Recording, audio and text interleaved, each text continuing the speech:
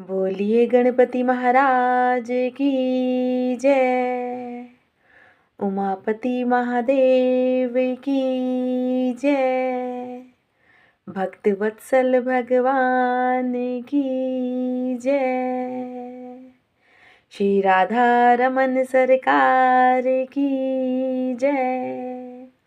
बांके बिहारी लाल की जय। बालाजी महाराज की जय। खाटू नरेश की जय।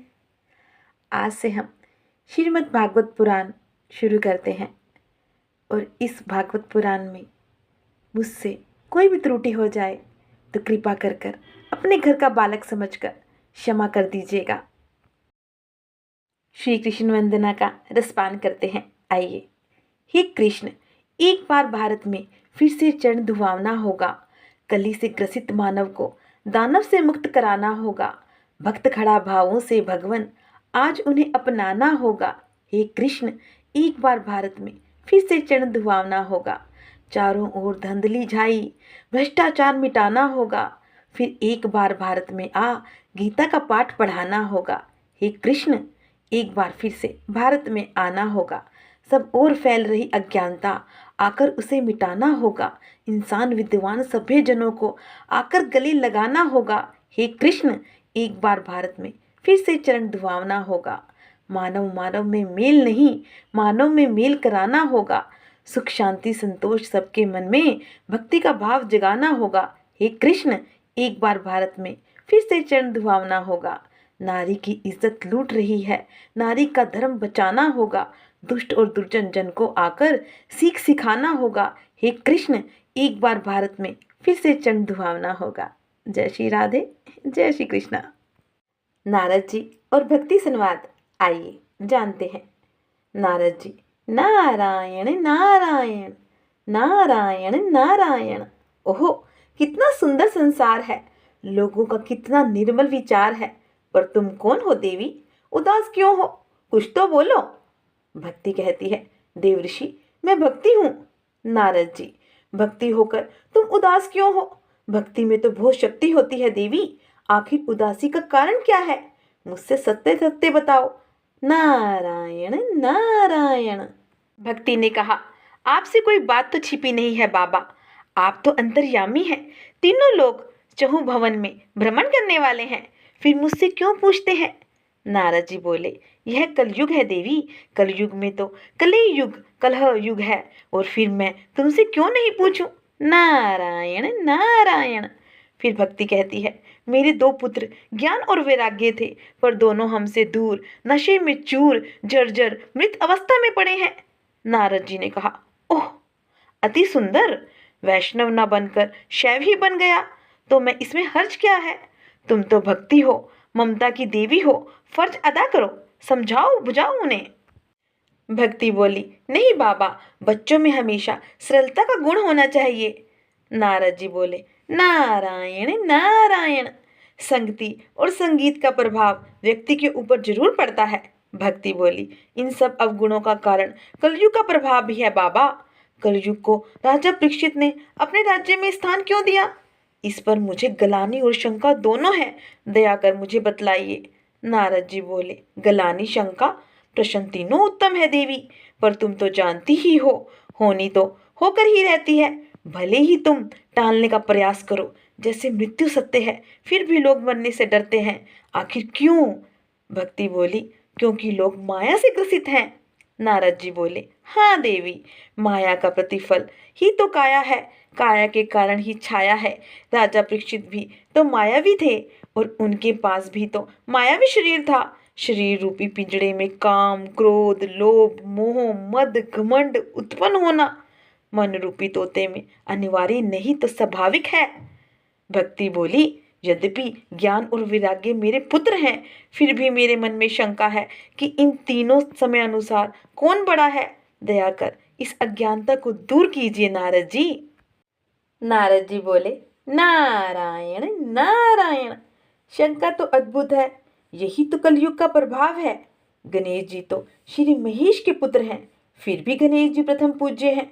उसी तरह भक्ति, ज्ञान और वैराग्य में भक्ति दोनों पुत्रों की माता हो, लेकिन तुमसे ज्ञान और वैराग्य बड़ा है, लेकिन भक्ति का महत्व ज्यादा है। यद्यपि भक्ति से ही ज्ञान और वैराग्य उत्पन्न होते हैं। राम जी भी तो गुरु विश्वामित्र के पहरेदार थे, फिर भी विश्वामित्र ऋषि ऋषि ही रहे, पर राम भगवान बनकर सम्मान पाए। भक्ति में नम्रता प्रधान है, इसीलिए तो सेवा में मेवा कहा गया है। लेकिन भक्ति, ज्ञान और वैराग्य में अहंकार ना होना चाहिए। जैसे दूध में मलाई है, पर उसमें उफान आने से तूफान की तरह दूध से अलग हो जाता है, उसी तरह इन तीनों में अहंकार आ जाने से तीनों का सार ही समाप्त हो जाता है। नारद जी कहते हैं, अजामिल आजीवन पाप करता रहा, लेकिन मरने के समय पुत्र नारायण को पुकारा तो नारायण के पार्षद दौड़कर प्राण लेने आए और यमराज के पार्षद भागे। और सुखदेव जी मुनि को बचपन में ही शंकर द्वारा अमर मंत्र अर्थात बीज मंत्र का संचार हो गया था। उनमें बचपन में ही वैराग्य उत्पन्न हो गया था। इसीलिए तो शुक यानी सुवा के बच्चे में सुखदेव जी आए और जिनकी विलक्षण प्रतिभा वैराग्य को देखकर स्वयं उनके पिता वेद व्यास जी आश्चर्यचकित हो गए थे। इसीलिए भक्ति में बड़ी शक्ति है। भक्ति के कारण ही हम देव ऋषि बने। और शबरी और भीलनी नारी थी जिसने श्री राम की भक्ति को पाकर मोक्ष पाया। इसीलिए तुम चिंता ना करो, दुनिया से भक्ति रूपी सब नारियों का संहार कर दिया जाए तो सृष्टि की रचना रुक जाएगी, और पर सब पुरुषों का संहार करने से सृष्टि की संरचना होती रहेगी। और कलयुग में तो भक्ति में ही भक्त विलुप्त रहेंगे, और जो भक्ति से दूर रहने वाले किसी भी क्षेत्र में सफलता से दूर रहेंगे। इसीलिए तुम भला करो, तुम्हें लाभ होगा, दया करोगी तो तुम्हारी याद भी करेंगे। भक्ति ने कहा, बाबा वास्तव में संतों की संगति बहुत सुखदायी होती है। अब आप दया करके कर्म की महत्ता बताइए। नारद जी बोले, नारायण नारायण, कर्म की महत्ता का ही तो फल संपूर्ण गीता है। गीता में 700 श्लोक हैं। श्री कृष्ण जी ने अर्जुन को कर्म करने का उपदेश दिया है। एक बार अर्जुन ने श्री कृष्ण जी से पूछा कि कोई आदमी कर्म करता है, साधन भी मौजूद है, फिर वो असफल क्यों हो जाता है? इस पर श्री कृष्ण जी बोले कि उसमें तो भाग्य का दोष है। तदवीर और तकदीर का साथ देना ही जरूरी है। और गीता के 700 श्लोकों में मात्र एक श्लोक में ही भाग्य की बात बताई गई है। इसीलिए कर्म तो प्रधान ही है, कर्म का फल तो मिलता ही है। नारद जी बोले, हे देवी, यह तो कलयुग है, सत्य कहे सो मारा जाए, झूठे जग पति आए। नारायण नारायण, मुझको भी कहीं कहीं अपमानित होना पड़ता है, फिर भी मुझे इसकी चिंता नहीं रहती। सूर्य की ओर कोई थूकता है तो कोई पूछता है, लेकिन सूर्य भगवान तो सबको ही समान ताप प्रकाश देते हैं। जल में डूबते हुए बिच्छू को देखकर एक मुनि दया करके उसे जल से निकालने के लिए उठाता है और बिच्छू डंक मारता है। मुनि यह सोचकर कि इसका तो काम ही डंक मारना है, मेरा काम है बचाना। अंत में मुनि उसे जल से निकाल देता है। इसी भक्ति ने कहा, बाबा आपकी बातों को सुनकर मेरे अंतकरण का अंधकार दूर हो रहा है और प्रकाश फैल रहा है, कुछ और भी दया करके सुनाइए। नारद जी बोले, सुनो। एक समय एक महात्मा गंगा स्नान कर एक गली से होकर गुजर रहे थे। एक महिला ने घर की छत से कूड़ा करकट फेंका। महात्मा का शरीर कूड़े करकट से भर गया। महात्मा बोले, भगवान आज तुमने मुझ पर बड़ी कृपा की है, दोबारा गंगा स्नान करा दिया। और उस महिला को कुछ नहीं कहा। महिला को भी काफी आश्चर्य, दुख और क्षोभ हुआ। अनजाने में महिला से यह गलती हो गई थी, अतः वह निर्दोष थी। नारद जी बोले, देवी यह कलयुग है, आर्थिक युग है, परमार्थ को स्वार्थ निकल गया है। अर्थ के लिए लोग अनर्थ कर रहे हैं और करेंगे। सत्ययुग में राजा हरिश्चंद्र ने स्वप्न की बात को सही मानकर राजपाट को दान में दे दिया था। अपने को एक चंडाल का सेवक बनना स्वीकार किया था। दक्षिणा चुकाने के लिए अपने को तथा पत्नी को बेचना पड़ा था। अपने मृतक पुत्र के दाह संस्कार के लिए अपनी पत्नी से साड़ी फाड़ कर के रूप में लेना पड़ा था। यह सब भी तो भक्ति का ही प्रतिफल था। लेकिन अब तो कलयुग है, कलयुग में पुत्र से प्राय माता पिता को दुख की ही मिलता है। सुख नहीं। फिर तुम पुत्रों के लिए चिंतित क्यों हो रही हो देवी? इसी भक्ति ने कहा, बाबा, पुत्र द्वारा माता पिता के मरने पर मुख अग्नि देने से मोक्ष की प्राप्ति होती है, स्वर्ग मिलता है, इसीलिए। नारद जी ने कहा, नारायण नारायण, तुम भ्रम में हो देवी। कलयुग में किसी को पुत्र का पैदा होना, पैदा होकर मर जाना, पैदा होना और मूर्ख होना, इन तीनों में पहले दोनों अच्छे हैं, लेकिन तीसरा पैदा लेकर मूर्ख रहना माता पिता के लिए महादुखदायी है। इसी पर आधारित एक कथा कहता हूँ, जिससे मन का भ्रम दूर होगा। यह कथा संत कुमार ने शौनकादि ऋषि से कही थी। आइए सुनते हैं गोकर्ण की कथा। भक्ति ने ऋषियों से पूछा, मैं कहाँ वास करूं? मैं तो ज्ञान और वैराग्य दो पुत्रों से तंग आकर निराश और उदास हूं। तब ऋषियों ने उसको सुझाव दिया कि तुम वैष्णव के हृदय में वास करो। ऋषियों की बात सुनकर भक्ति वैष्णव के हृदय में प्रवेश कर गई और तब भगवान विष्णु भी साकार होकर भक्तों के मन में बैठ गए। इसके बाद संत कुमार ने भक्ति और भक्तों के भ्रम को दूर करने के लिए तथा कलयुग से उद्धार के लिए उन सबों से कहा कि मैं तुम सबको पूर्व काल की एक कथा सुनाता हूँ। ध्यान देकर सुनो। प्राचीन काल में तुंगभद्रा नदी के तट पर एक अनुपम नगर बसा था और उस नगर में आत्मदेव नामक एक ब्राह्मण वेद शास्त्र में निपुण होते हुए भी भिक्षावृत्ति से अपना जीवन निर्वाह करते थे और उनको धुंधली नामक पत्नी भी थी। इसी जो रूपवती घर के कार्यों में निपुण थी, पर झगड़ालू, शंकालू और पति से बढ़ चढ़कर बातें करने वाली थी। यद्यपि पति पत्नी में बड़ा प्रेम था, फिर भी पुत्र विहीन होने के कारण दोनों दुखी रहते थे। पुत्र प्राप्ति के लिए जप तप पूजा पाठ सब किए, लेकिन निराशा आशा में ना बदली। और फिर मन में शांति कैसे मिले? निराश होकर आत्मदेव जी वन की ओर चल दिए। रास्ते में एक तालाब मिला। भूखे प्यासे तो थे ही और तालाब से जल पीकर विश्राम कर रहे थे और उसी समय वहां पर एक सन्यासी आ गए। सन्यासी को ब्राह्मण ने प्रणाम किया। सन्यासी ने उनसे पूछा, तुम उदास क्यों हो? ब्राह्मण बोले, मेरे पुत्र नहीं है इसलिए उदास हूँ। एक गाय है, वह भी बांझ है, दूध नहीं देती है। सन्यासी हंसकर बोले, हा हा हा हा, पुत्र के लिए उदास, इसमें तो कलयुग में।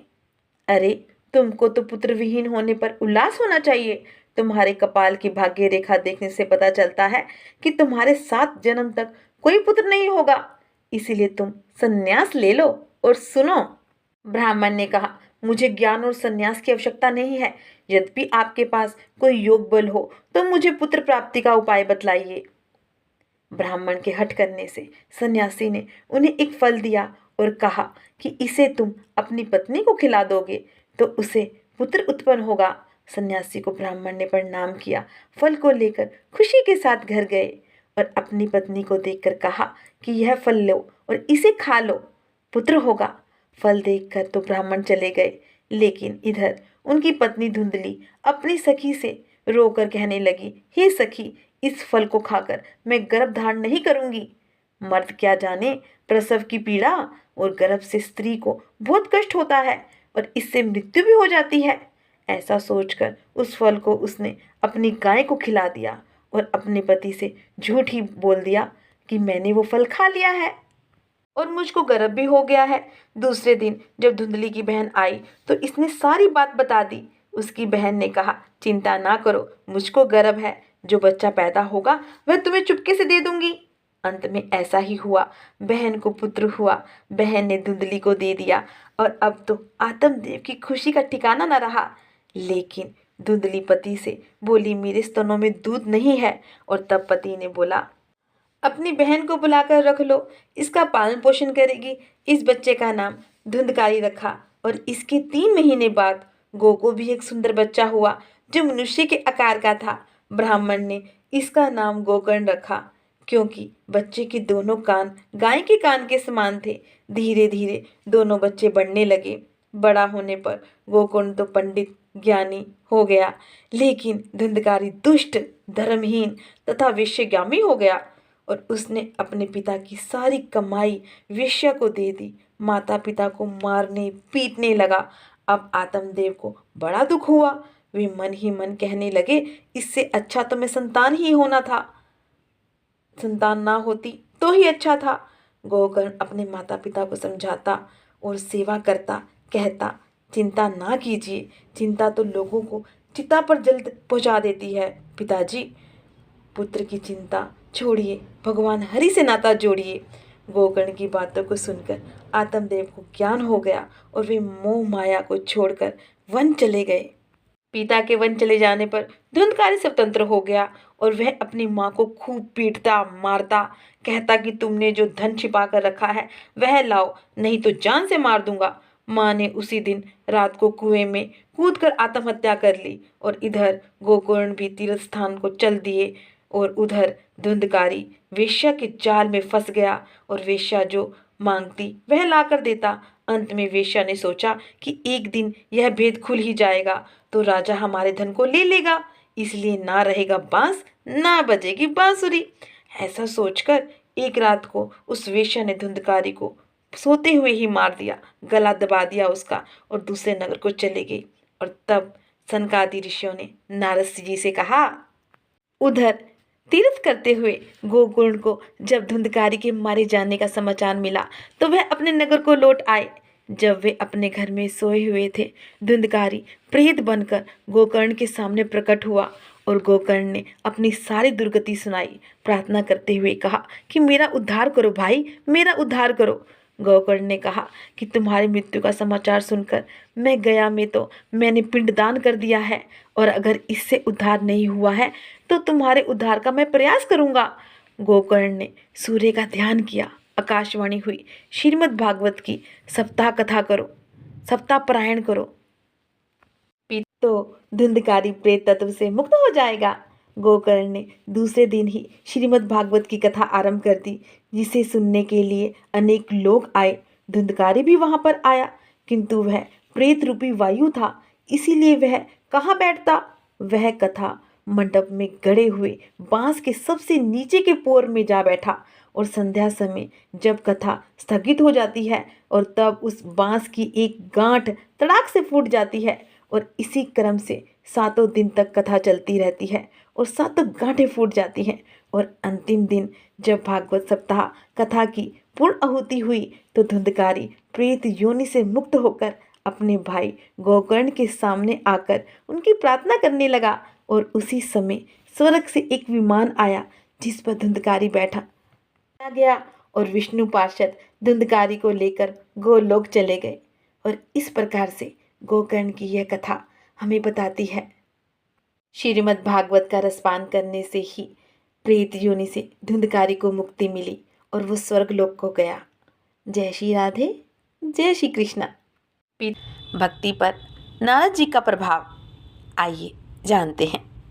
सूत जी ने कहा, हे शौनकादि ऋषियों, जब नारद जी ने भक्ति को उदाहरण देकर उसके संशय, क्लेश, दुख, शोक को मिटाने के लिए समझाया तथा कहा कि ज्ञान और वैराग्य दोनों के लिए शोक ना करो, क्योंकि कलयुग में इन दोनों की मृत्यु निश्चित है। क्योंकि भक्त भी ज़्यादा भोगी होंगे और योगी नहीं, पर भक्ति तो रहेगी ही। इसी से तो मनुष्य को सुख मिलता है, शांति, मुक्ति भी संभव है। लेकिन माँ को पुत्रों के प्रति ममता रहती ही है। अतः नारद जी से इन दोनों को जीवित कर देने के लिए आग्रह किया। भी तो दयालु ही हैं, उनको दया आ गई। दोनों को वेद और गीता की ध्वनि द्वारा जगाने का प्रयास किया। दोनों ने आंखें खोली लेकिन फिर आंखें बंद कर ली। तब नारद जी ने जब विष्णु का स्मरण किया तो ज्ञान हुआ कि ज्ञान और वैराग्य को कोई सिद्ध महात्मा ही उपाय बताएंगे जिससे फिर दोनों जागेंगे। सूत जी ने ऋषियों से कहा, हे ऋषियों, नारद जी आकाशवाणी को ध्यान में रखकर इधर उधर हर जगह सिद्ध महात्मा की खोज करने लगे। लेकिन मुनियों ने कहा कि वेद और गीता को छोड़कर ज्ञान और वैराग्य को जगाने का कोई अन्य साधन कलयुग में नहीं है। इस पर नारद जी को बहुत दुख हुआ और वे बात्रिक आश्रम में जाकर तपस्या करने लगे और संयोग से उस आश्रम में सनकादिक ऋषि भी आ पहुँचे और नारद जी से उनसे भी यही प्रश्न किया। नारद जी का यह प्रश्न सुनकर सनकादि ऋषियों ने कहा, हे नारद, मोक्ष प्राप्ति के अनेक मार्ग हैं, जैसे द्रव्य यज्ञ, तप यज्ञ, वेद पाठ यज्ञ, लेकिन ये सब कर्म यज्ञ हैं। और इनसे श्रेष्ठ ज्ञान यज्ञ है और वह श्रीमद् भागवत की कथा है, जिसके श्रवण से ज्ञान और वैराग्य जीवित हो जाएंगे। क्योंकि श्रीमद् भागवत महापुराण, वेद और उपनिषदों का सार है। इसमें 12 स्कंद हैं और 18,000 श्लोक हैं। इस प्रकार से भक्ति पर नारद जी का प्रभाव पड़ जाता है। जय श्रीमद् भागवत की पाठ विधि और महत्व आइए जानते हैं। श्री संत कुमार जी बोले, हे नारद, अब मैं तुम्हें श्रीमद् भागवत का महत्व और पाठ विधि बताता हूँ। पर यह कलयुग है और श्रीमद् भागवत तो वेद और उपनिषदों का सार है। इसमें सभी ऋषियों के विचार हैं। भक्ति तो सत्य, निष्ठा एवं विश्वास का प्रतीक होना चाहिए, तभी तो ऋषि मुनि और भगवान को सम्मान प्राप्त होगा। भागवत सप्ताह पारायण होनी चाहिए और आयोजन के पहले श्रवण करने के लिए श्रोताओं के पास निमंत्रण भेजना चाहिए और जहाँ कथा कही जाए उस स्थान को स्वच्छ व लीप पोत कर समतल बना देना चाहिए। मंडप को फूल मालाओं से सजा देना चाहिए और तोरण द्वार एवं ध्वजा लगा देनी चाहिए और कथावाचक ब्राह्मण, विद्वान, संत तथा पाखंड रहित होना चाहिए और कथा सूर्य उदय से शुरू कर तीसरे पहर तक होनी चाहिए और साथ ही 5 ब्राह्मणों का वर्ण कर उनसे ओम नमो भगवते वासुदेवाय का सप्ताह पर पीना चाहिए। कथा के बीच में मलमूत्र बाधक ना बने, इसीलिए सप्ताह भर उपवास रखें तो अच्छा होगा और नहीं तो सात्विक भोजन करें। कथा हो जाने के बाद संकीर्तन करें, यज्ञ करें, गीता का पाठ करें और श्रीमद् भागवत के 10वें स्कंद के प्रत्येक श्लोक द्वारा घी, मधु, तिल, खीर आदि अनाजों से हवन करें। अंत में शांति के लिए विष्णु सहस्त्र नाम का पाठ करें। और इस तरह से सनत कुमार ने नारद जी को श्रीमद् भागवत की कथा की विधि और उनका महत्व बताकर खुद सप्ताह भर कथा यज्ञ किया और जिसे सुनकर नारद जी आनंद के सोता में गोता लगाने और उनके हृदय में हर्ष, हास, परिहास, आमोद, विनोद, प्रमोद का संचार होने लगा और वे सनत कुमार से प्रार्थना करने लगे। और उसी समय भ्रमण करते हुए परम ज्ञानी सुखदेव जी वहां पहुंच गए और बोले, श्रीमद् भागवत तो उपनिषदों का सार है। और इसी समय राजा बलि, उद्धव, अर्जुन एवं प्रहलाद भी पहुंच गए और सब मिलकर विष्णु जी के गुणगान की बखान करने लगे। और इनकी भक्ति को देखकर विष्णु भगवान जी वहां पर प्रकट होकर बोले, और इस कथा को सुनकर मैं बहुत प्रसन्न हुआ हूँ, वर मांगो। प्रभु, जहाँ पर भी ये भागवत का गुणगान हो, भागवत की कथा हो, आप स्वयं वहां पर पधारें। भगवान जी तथास्तु कहकर अंतर्ध्यान हो गए। और शौनकादि ऋषियों ने सूत जी से पूछा कि इस भगवती कथा को सुखदेव जी ने राजा परीक्षित को और गोकर्ण ने धुंधकारी तथा सनत कुमार ने नारद जी से कब कही, यह बतलाइए। श्री सूत जी ने कहा कि श्री कृष्ण के परम धाम चले जाने और कलयुग के आ जाने के 30 वर्ष बाद भाद्रपद की नौमी को सुखदेव जी ने यह कथा राजा परीक्षित को कही थी तथा कलयुग के 200 वर्ष बीतने पर आषाढ़ शुक्ल पक्ष नौमी को गोकर्ण ने धुंधकारी को यह कथा कही थी। और शौनकादि ऋषियों ने सूत जी से फिर पूछा कि सनत कुमार ने नारद जी से यह कथा कब कही थी। और सूत जी बोले, कलयुग के 300 वर्ष बीत जाने पर कार्तिक शुक्ल पक्ष नवमी को संत कुमार ने नारद जी को यह कथा कही थी। और कलयुग में तो कथा का रसपान और हरि का ध्यान करना ही चाहिए। यद्यपि सतयुग में सब ज्ञानी वैरागी थे, केवल ध्यान कर लेने से मोक्ष की प्राप्ति हो जाती थी। और त्रेता में विभिन्न प्रकार के यज्ञ करके मोक्ष की प्राप्ति हो जाती थी। द्वापर में पूजा प्रधान थी और लोग भगवान की पूजा करते थे, लेकिन कलयुग में तो भगवान का नाम कीर्तन ही आधार है। इसीलिए मनुष्यों को प्रेम पूर्वक कीर्तन, भजन, भगवान का ध्यान करना चाहिए। यही मोक्ष की प्राप्ति का साधन है। जय श्री राधे, जय श्री कृष्णा। बोलिए कृष्ण कन्हैया लाल की जय। भक्ति नारद जी से प्रश्न करती है, बाबा, पहले की अपेक्षा कलयुग में मनुष्य ज़्यादा दुखी क्यों है, जबकि पहले की अपेक्षा सुख उपभोग के भौतिक साधन बढ़ गए हैं। नारद जी ने हंसकर कहा, तुम तो जानती ही हो कि संतोष में ही सुख और शांति है, लेकिन कलयुग में मनुष्य तृष्णा, ईर्ष्या से ग्रसित हो रहा है और संग्रह और भोग की प्रवृत्ति ज़्यादा रहेगी। यही तो दुख का कारण है। भोग से रोग होता है, ज़्यादा विषय वासना से शरीर में विष उत्पन्न होता है। यद्यपि जन्म, जरा, व्याधि एवं मृत्यु में तो कष्ट ही है, और उससे भी ज़्यादा दुख विषय वासना में है। ज़्यादा धन की इच्छा, ज़्यादा संतान की इच्छा, ज़्यादा भोग विलास की इच्छा, यही तो दुखों का कारण है देवी। और जो इनसे दूर हो जाता है उसे दुख से मुक्ति मिल जाती है। इसीलिए भजो नारायण, नारायण नारायण। इस संसार में सबको धन की आह, पंडित मुल्ला पादरी सबको धन की चाह। नारद जी की बातों को सुनकर भक्ति संतुष्ट हो गई और देखकर उदास भी हो गई थी। समय परिवर्तनशील है। जब शारीरिक आकृति में परिवर्तन होता है तो विचारों में परिवर्तन होना स्वाभाविक है, और उसमें भी मन भी चंचल है। बच्चा बूढ़ा जवान ना होता एक समान। तो नारद जी और भक्ति का संवाद यहीं पर समाप्त होता है। जय श्री राधे, जय श्री कृष्णा।